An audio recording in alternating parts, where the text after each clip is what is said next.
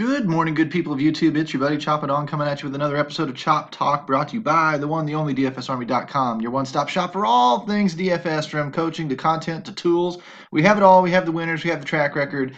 We will make you better players. Go down into the comments section, click the link, become a VIP today. It's Paycheck Friday, so I know you got a little blingy bling in your pockets rolling around, getting ready to fall out. Come invest in your own game. You're probably going to play the games tonight and this weekend anyway. Just come and do it. I will throw the coupon code CHOP, C-H-O-P, at you down in there. That will trigger a 10% off discount. You're grandfathered in for life. Your price never goes up no matter what ours do.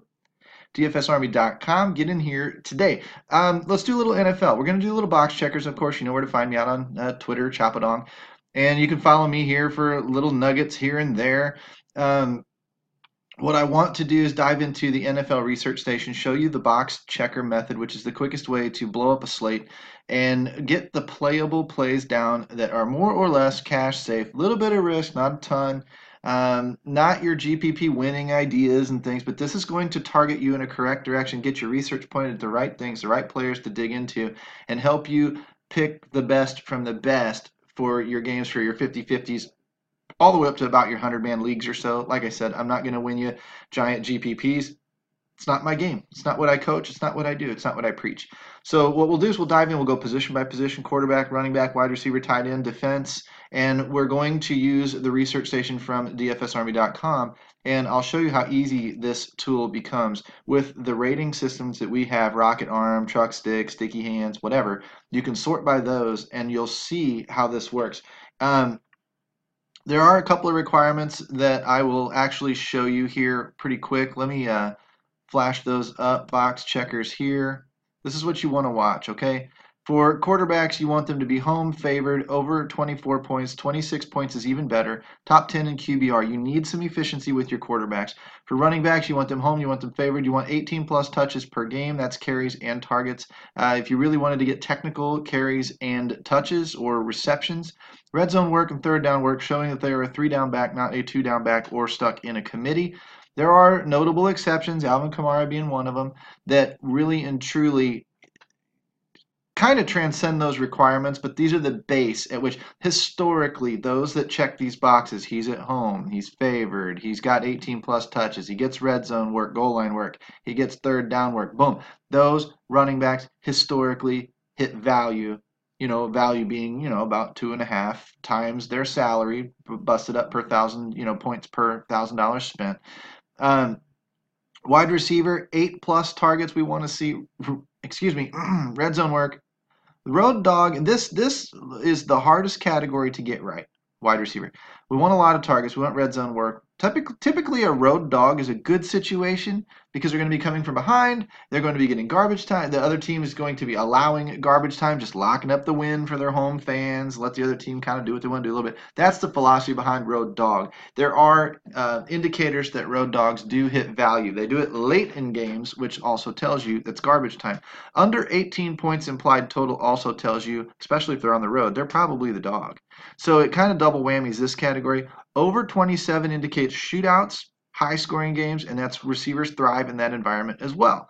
Tight end, we go a little bit back to the home and fair. We don't care about home or road here necessarily. We do like the road dog a little bit. We don't really care that much about home or road in the wide receiver category. We do with tight end. They tend to perform better at home for whatever reason. Yes, I know last year we tracked who's the tight end playing the Oakland Raiders or the Cleveland Browns or the Baltimore Ravens or the New York Giants or whatever. Then that's okay. And those matchups and DVP type things do work out. But typically you're looking for 8 plus targets if you can find it. Red zone work, home, favored, implied to score over 24 points. And that will lead a tight end to historical value over large sample sizes. Maybe not this week, but over 16 weeks, 20 weeks, 30 weeks, this year, last year, whatever. Historically, they bring value. Defenses. This is the easiest category ever. Easiest category ever. Favored. Check another box if they're favored by more than 6, and then check a box each for if they are implied, the opponent is implied to score under 22, under 20, and under 18. So if you find favored by more than 6, implied to score, opponent implied to score under 18, smash spot for the defense. Defenses are volatile. Again, doesn't always work, but it works typically, okay? So that's what we're going to be looking at when we plow through this list. But watch how it coincides with Rocket Arm. For our quarterbacks, if I wanted to take the spread here and I wanted to cut it down by 0, less than 0, to give me the favorites only, the spread will all go green, it will all go to the favorites, and now I'm going to take the implied team total and I'm going to filter this out because this is a filterable sheet. Greater than about 23.5 points to get me that 24 and above magic number. And there we are. Okay? These are my playable quarterbacks on the list. Now look, Jared Goff, Drew Brees, great rocket arm ratings, Phillip Rivers. If I go back and I take these parameters off, you don't see too many running backs filter in there. If I sort this by rocket arm, there's your playables. You're looking for value. You're looking for, you want to typically pay down on Fanduel. Goff is fine at 8,300. Drew Brees, a little pricey, 85. Cam Newton, 86. Matt Ryan, 84. I mean, this is pretty much what you're stuck with. But if you can get down in here to a Trubisky, did you realize that Mitch Trubisky was the number 4 QBR, number 4 efficient quarterback on the year? Did you know that? That's not a bad spot at 7,700. He's got a running floor. Again, he's at home. He's favored, and he's implied to score 24 points or more. Historically, this situation brings value. Mitch Trubisky's a fine choice today. Russell Wilson had a decent game last night. Did he hit value? I don't know. I didn't pay attention to his fantasy points scored, but not probably did all right. What did he score? 27 points or something? This is, again, your cream of the crop. But if I go back and I clear this rating off, I want to see how this works because I've not actually done this myself. It should work when I bring the dogs in here and leave it sorted by descending here or resort it by descending. Eli Manning, okay, it's a pick'em game. All right, applied to score points, cheap, you know, big rocket arm. I don't know that I trust Eli Manning myself, but he's checking boxes this week. There's Goff. Wentz is on the road. Okay, so that's a little bit of an issue. He's a dog, but he's got a great rocket arm rating, and we know he is also efficient. Down here, top 10 with missing weeks this year. I don't know how safe he is for cash games. He doesn't check enough boxes for me. He's got a great rocket arm rating. It might be a good GPP pick, if that makes sense. Drew Brees was on our list. Stafford, don't know that I trust Stafford, but he is cheap. But he's a dog, not implied to score 24 points. But he's got a good rocket, another GPP type pick. So what you're looking at here is you've got your cash safe quarterbacks out of there off that playable list, and then you come back and see how it changed, and you've got some GPP ideas. Maybe you take 2 or 3 of your quarterbacks for cash, and then those that didn't make the list become your GPP picks, and maybe from there you can run the rocket arm rating system, or just who you think's in a good spot yourself. What you're typically going to find is this lines up with about what you're doing and about what you're thinking. So if we kick over to running backs, we'll sort by truck stick here in a second. Scroll back up to the top. What we want, again, is we want home and favored. So I need to slide this over just a smidge. And this isn't the only category that we have, honestly. Less than 0. This isn't the only category that we have. You slide over here to the right, and a whole world of stuff opens up to you. There are 2018 stats. This is one of my favorites. Instead of DVP, just results-based thinking. Who allows points to the position, period, end of story. KC, Monday night, Todd Gurley, hello. KC allows a ton of points to running backs, and Todd Gurley is one of the best. Don't overthink that spot, obviously. Run down here. We didn't look for an implied team total over whatever. We just looked for favored teams. We're looking for, where would you find the touches? 2018 stats, rushing attempts per game. 19 for Gurley, 15 for Gordon, but Gordon also gets targets, remember? Receptions per game, 4.5, right? So that adds up to over 18. 13 for Christian McCaffrey, 6 targets. There's 18 touches or more, right? And then you can come down in here and you can find red zone stats. Who gets the rushes inside the 10, inside the 20? Who gets the receptions inside the 10, inside the 20? And you can make the determinations as to if that's enough workload for you in those areas to make you feel safe. What I'm going to do, since I've got all the favorites here, is I'm just going to sort by truck stick. And I've got Todd. Has David Johnson resurged a little bit lately? His price is coming up. It's not up probably quite where it should be if they're going to keep using him that way. We know he's a $9,000 back. There's value in that. It might be time to start getting on the wagon. Gurley, Johnson, Gordon has always been safe this year. He's expensive, but he's been safe this year. It likes McCaffrey. Connor's a little bit questionable. Kamara, Brown, Davis. Who are we missing this week? Tell you who we're missing this week. Now, if you're going straight box checkers, you'd probably save this guy for GPPs, but I do think that a couple of these guys are actually cash safe. So if I come off here and I kill the spread and take the underdogs and stop looking necessarily at home versus away teams, this is where you would add in your GPP picks, resort by truck stick, and I would like to see two names in here pop in there. Yeah, they are Barkley and Elliott. Boom, boom, very high ratings. One on the road, and one probably not favored, or in the pick'em game. So the zero, the pick'em kicked him out of there. But these are your, some very good playables this week. I don't know about Kareem Hunt, probably a little more of a GPP pick. Alex Collins for sure. But these are some of the guys that we're looking for. We would be looking for cheap truck stick ratings. David Johnson would definitely be in play. I don't know that I would take a shot on Alex Collins, but I might go dipping down. Doug Martin, Peyton Barber, Aaron Jones. Aaron Jones, yeah, I could have. Hopefully, we would have seen that coming if we played the Thursday through Monday slate. But there's typically not a ton of value at running back. This is why you have to take value in other positions. You have to pay down a little bit at quarterback. You have to pay down a little bit at wide receiver in at least one spot, tight end, defense where you can, because you're trying to get some of these $7,000 and $8,000 backs, $9,000 backs in your lineups. Because you want that floor. You're picking from the best of the best. These guys are all pretty sure bets, pretty good, secure workloads, and it's just a matter of who performs.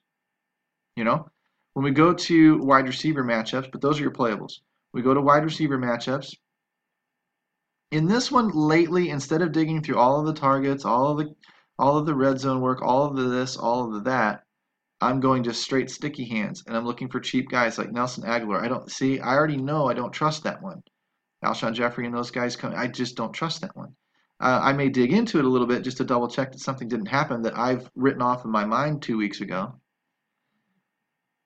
8,600, 6,300 Sterling Shepard.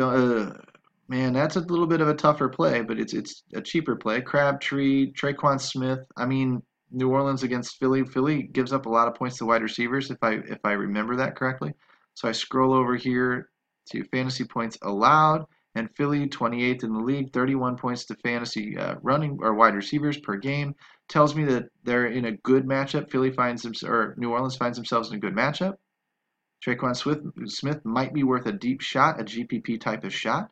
I mean, Michael Thomas is going to be your cash running or wide receiver if you can fit him in. It looks like we're looking for a little bit of goal. Look at how bad the New Orleans throws these guys' ratings up there. So you might look at a Golden Tate. There might be some inherent value in some of these guys. If we're scrolling down the list a little bit here, this might be a little bit of a tougher week. You might have to really reach. But this is why this category is typically so tough. Amari Cooper, interesting against Atlanta this week. Let's see, Baldwin got a touchdown last night, so there was some value in there. Lockett, Woods without Cup, probably a little bit underpriced, probably gets a little bit extra work, a little extra red zone work. Scrolling down a little bit more, who do you like? Who would you see that you would like, that you think has a lot of value? Corey Davis is even pretty pricey, but our sticky hands rating's getting a little bit low right now. These are going to be gamble spots, These are a little bit more of a better bet. So that's why when I see these numbers, I tend to jump on them. I'm not going to probably punt with Traquan Smith in cash, but I certainly would in a GPP. Sliding over to tight ends. Again, that wide receiver it's just fluky. It is hard to really pick. As far as checking boxes and set up parameters that I just know if he checks these boxes, he's going to be a very solid shot at value. That just doesn't seem to transpire very well at the wide receiver position like it does the others. Tight ends. Again, we want home. We want favored. So we'll take that spread down to less than 0. We want implied to score over 24 points again. So we'll take that filter. We'll put on greater than 23.5 points. We'll cut that list down to the same teams that we had for quarterbacks pretty much, and now we'll sort by sticky hands and we'll bring those ratings to the top. Not very strong ratings. Don't know that I trust Josh Hill, Antonio Gates, Higbee, Virgil. What a pukey. Bleh. That's just nasty. That tells me tight ends wide open this week. There's no sure thing. It's not like a Travis Kelce popped in there where I'm going to tell you you're going to have to probably find a way to pay up for tight end this week, et cetera, et cetera, et cetera. you're probably just going to take a low price punt you think's in a pretty good spot and just chuck it. I hate to recommend stuff like that, but some weeks are just bad weeks, and this is showing up to be a pretty bad week. Oh, sorry, scroll up, dumbass. Good Lord, that was stupid. Josh Hill, Vance Miller, Trey Burton, Greg Holt. Now we're getting there. Hooper, Olsen. Now we're getting there. Top 3 picks probably in play. Scroll over, see what the matchup says about allowing points to the tight end. Best matchups, Hooper. Trey Burton not far behind. I'd like to see them recently using him. I might search some gang logs and make sure that they're actually using him over like a Tariq Cohen or something like that. I want to make, or Allen Robinson. There are some mouths to feed there. We do know that Trubisky is a fairly efficient quarterback, number 4 in the league. I showed you that. So we're down here with Burton at 5 targets per game. There's nobody on this side of the box checking getting 8 targets per game, but 5 per game. Looking at, he's got himself 5 TDs. That's good to see. He's got as good a chance as anybody falling into the end zone. We saw the fantasy points allowed. Looking at red zone targets, 8 targets inside the 20 for Hooper, 8 for Trey Burton. It's looking 10, 7 and 7, 6 and 7. What the hell are they, twins? Man. Okay, so it looks like I'm down to Hooper and Burton. That means Olsen scores 3 touchdowns today and breaks the slate, or Sunday breaks the slate. But based on paper, based on the math, I'd be looking at Hooper and Burton, and I'd probably just choose the cheaper one. That's Hooper, being done. Save the $100. Probably how I would do it. Does that mean Burton's a bad pick? Nope. They look like the same guy to me, for all intents and purposes. So that's how basically you're just breaking down playable players. That's all you're doing. And I come down here now, and like I said, I'm going to be searching for the opponents. It's easier to do on something like this, where I can look at the actual over or under, and I can look at the line and look at the dog and tell you who's who. So I'm looking for big spreads over 6 points. New Orleans, Philly, but not a low enough total. So that's not going to drive Philly's point total below, say, 20 points. You know, you would find that by saying, here's the easy math. Let me show you this. Super easy math. All right. 56 divided by 2, right? You take the over-under divided by 2. You get 28 for each team. Now you factor in the spread. You take half the spread, 4.25. Subtract off 4.25. There's your underdog score, 23.75 for Philly. And now you add the full spread of 8.5 in there. And now you got 32 points implied for New Orleans. Okay, see that? If you need to, rewind that a couple of times. Get good at it. It helps. Shows me that under 23 points or under 24 points is not quite enough for me to want to run the New Orleans defense. If I'm looking down here, LA Chargers, Denver. Now this is going to be a little bit better because this is 23 points minus 3.5, so about 20 points. So facing Denver, LA Chargers defense is in play. 5.5 for Arizona, 40.5. Now we're getting down there. That's 20 points already. 20.25 minus what? 2.75. 20.25 minus 20.75. So we're under 18 most likely. Just quick math in the head, under 18. That puts Arizona defense in a very, very good spot. Pittsburgh defense, okay spot. You know, 63.5 point total, not touching either one of those defenses. But see what I did? I narrowed you down to 3 defenses really, really quickly. We forewent New Orleans, but we said LA, Arizona, possibly Pittsburgh. LA and Arizona probably. Now, I'll narrow it down to 1, 2, 3 defenses that I like on a week. I don't need 6 defenses. 1, 2, or 3 defenses in a week that I like, I'll just roll with them. They're a volatile, freaky position, so you just pick some of the cheaper ones and rock and roll. Now, some weeks you have to pay up. Like the other week we had to pay up for Chicago facing Buffalo, and we got 28 points out of it. That paid off. But this is the method that pointed to, I mean, other than just knowing that we target Buffalo, this was a method that verified that that was a very, very good matchup. Everybody knew Chicago was in a great spot, but not many people paid up for him. You know? And we did it with the Jets 2 weeks before that, and it kind of let us down. So it does have its ups and downs, but you pick, say, 2 or 3 good defenses, and then just block the others out of your mind. Don't sit there and split hairs over defense. Defense is volatile. Pick sixes change everything. Turnovers, you know, tipped passes. It changes everything. If you want to look for a floor and you really want to study defenses, you're looking for pass rush, defensive line movement, bad offensive lines they're facing, sack totals, things like that, hurries, things like that that are going to give you an idea of how well a defense puts pressure on the quarterback and maybe forces mistakes. but you're still going to find you're going to go nuts trying to do that and break that down quite so tight. Anyway, this has pretty much been been box checkers. You see with the NFL or NBA next. This has pretty much been box checkers for week 11. Hope you like it. If you do, give me a like, give me a subscribe down there in the comment section. Become a VIP. Open this whole bad boy up so that you grab the steering wheel yourself. Get to drive it across the industry. Open up our optimizer, our content tools, coaching, everything else inside DFSArmy.com. Make yourself a better player. Go to the wall of wins. Take a look at the track record that we've amassed over the past couple of years. You are putting yourself in the best. I just tweeted something out today. You know, we get messages every day. Guy said, "You guys are absolutely the real deal." Yes, we are. Yes, we absolutely are. And we do it by taking pride in what we do, by teaching you how to become a better player and actually caring about your results. Come inside, take a look. It's Paycheck Friday. You got a little free money floating around probably. Come in, take a shot on us. You'll like what you see, I promise.